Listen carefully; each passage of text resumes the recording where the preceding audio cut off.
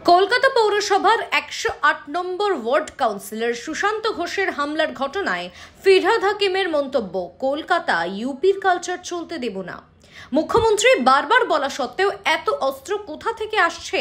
কোথায় পুলিশের ইন্টেলিজেন্স? এই মন্তব্যের পরিপ্রেক্ষিতে বিজেপি নেতা বিমল শঙ্কর নন্দের প্রতিক্রিয়া। সাধারণ মানুষকে আমি খুব একটা যে দোষ দেবো সেটা নয়, তার কারণ হচ্ছে সাধারণ মানুষ দীর্ঘদিন ধরে অত্যাচারিত হতে হতে না তাদের ধৈর্যের শেষ সময় পৌঁছে গেছে এবং তারা চাইছে অতি দ্রুত বিচার। কিন্তু তাদেরও মনে রাখা দরকার আছে, যে মানুষকেও মনে রাখার কিছু প্রয়োজন আছে, যে বিচারের একটা সুনির্দিষ্ট প্রক্রিয়া আছে, তদন্তের একটা সুনির্দিষ্ট প্রক্রিয়া আছে, তদন্ত চলবে তার মতো। বিশেষত পশ্চিমবঙ্গে যেখানে প্রমাণ লোপাটের একটা পুরনো ইতিহাস আছে, এখানে প্রমাণ লোপাট হয়েছে বলেই তো সিবিআই সন্দেহ করছে। এত তাড়াতাড়ি একটা ডেড বডি কুড়িয়ে ফেলা হলো, ফলে সময় লাগবে, অনেক সময় লাগবে, ধৈর্য ধরতে হবে। সুপ্রিম কোর্ট এখানে স্পষ্টভাবে কন্ট্রোল করছে, সুপারভিশনের মধ্যে রেখেছে। আমি আশাবাদী যে নিশ্চয়ই তদন্ত হবে এবং সঠিক বিচার হবে। ইতিমধ্যেই চার্জশিট জমা পড়েছে, একজনের বিরুদ্ধে অন্তত, বাকি তদন্তগুলো চলছে। সুপ্রিম কোর্ট বলেই সিবিআই বলেই দিয়েছে, বর্তমান চার্জশিটের শেষের দিকে বলা আছে আগামী দিনে এই তদন্ত প্রক্রিয়াটা চলবে। কলকাতা পুরসভার ১০৮ নম্বরের কাউন্সিলর সুশান্ত ঘোষ, তাকে যে হামলা করার যে অভিযোগ, সেখানে ফিরহাদ হাকিম বলছেন যে বাংলায় ইউপির রাজনীতি চলতে দেব না, এবং একই সঙ্গে তিনি বলছেন যে মুখ্যমন্ত্রী বলা সত্ত্বেও বাংলায় কিভাবে অস্ত্র আনছে। কিভাবে দেখছেন এই বিষয়ে? দুটো দিক। প্রথম কথা, এই ভদ্রলোকের কথার যত কম উত্তর দেওয়া যায় তত ভালো, কারণ ওনার কথাবার্তাগুলো আজকাল এত কম থাকে বলার মতো বিষয় যে এখানে কথার উত্তর দেওয়ার মতো কিছু থাকে। আমি সেগুলো কথাগুলো আমি কিন্তু বিহার বা ইউপির লোকেদের এখন বলতে শুনে এটা বাংলা করতে দেবো না। ইউপি বা বিহার অনেক উন্নত, বাংলা তার নিচে নেমে গেছে। উনি আহমেদাবাদের কথাও বলেছেন। আমি বলেছি আপনি আহমেদাবাদে যান, আপনি গোটা রাস্তায় এমনি ঘুরে আসুন, কেউ আপনার কিচ্ছু করবে না। পশ্চিমবাংলায় এখন আইন শৃঙ্খলা ভয়াবহ। উনি ওসব কথা বললে তার হবে না। উনি এগুলো বাজে কথা বলেন আসল জায়গাটাকে ঢাকার জন্য। একটা কথা বলি, সেটা হচ্ছে উনি কার বিরুদ্ধে ইয়ে করছেন? পুলিশের বিরুদ্ধে। পুলিশ মন্ত্রী কে রাজ্যে? তার তো প্রথম পদত্যাগ করাচ্ছেন। উনি পুলিশের ওপর অনাস্থা জানাচ্ছেন, মানুষ সেই পুলিশ দপ্তরের মন্ত্রীর প্রতি অনাস্থা জানাচ্ছেন, কারণ আলটিমেটলি দায়িত্ব ওনার ওপরেই যায়। তো রাজ্যের মুখ্যমন্ত্রী পদত্যাগই করুন না, কথা আপনার শক্তি আছে দেখি।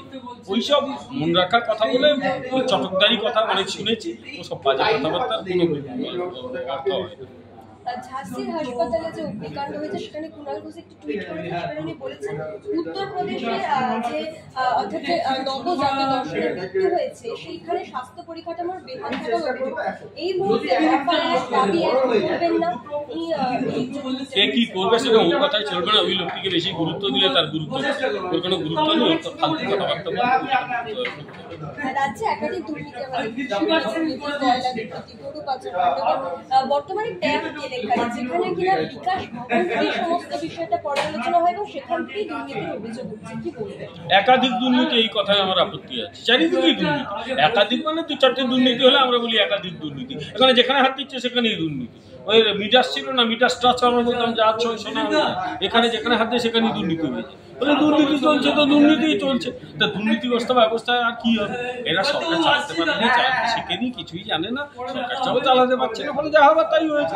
আর এই দলটা তৈরি হয়েছিল সিপিএমকে তাড়াতে, সিপিএম চলে যাওয়ার পর কামাই শুরু করে দিয়েছে। সেখানে এরা জানে জীবন অনিত্য, আজ আছে তো কাল নেই। সরকার যদি চলে যায় তার চেয়ে কামিয়ে নিয়ে, এখন কামাইয়ের সরকার, তার মধ্যে কেউ হয়তো ইনফরমেশন লিক করে দিয়েছে, সেখানে ওইটা বেরিয়ে হয়ে গেছে। কি করা যাবে? বিষয়টা যেখানে বিকাশ ভবন থেকেই পর্যালোচনা হয়, স্বাস্থ্যমন্ত্রী রয়েছে, মুখ্যমন্ত্রী রয়েছে, তারা কি আগে থেকে কিছুই জানতেন না? আপনি কি মনে করছেন? তদন্ত করলে বোঝা যাবে। সেই তদন্তই আইডি মানে আমাদের এই রাজ্যের মানে যারা তদন্তকারী সংস্থা তাদের দিয়ে হবে না। এটা কেন্দ্রীয় সংস্থা দিয়ে তদন্ত করার দরকার আছে। সে এরা করবে না, সে তো করতে দেবে না। আর যাকে তাকে ধরবে এবং হয়তো আসল দোষীগুলো দোষ ধামাচাপা পড়ে যাবে, আসল দোষীরা ধরা পড়বে না। কিন্তু একটা বিষয় স্পষ্ট এটা হয়ে গেছে, এই রাজ্যটা একটা গোটা দুর্নীতির রাজ্যে পরিণত হয়েছে। কোন দুর্নীতি আর বাকি আছে? শিক্ষা থেকে শিক্ষা, স্বাস্থ্যই ছাড়লো না, লটারি তো কোন না কোন।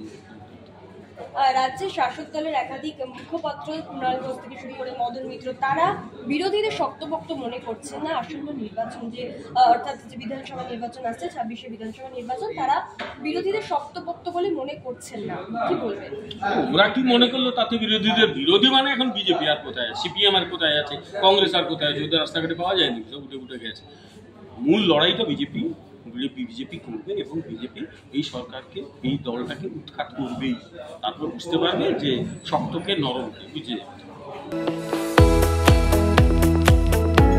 আপনারা দেখছেন ইউএন লাইভ, বাংলা খবরের শেষ কথা।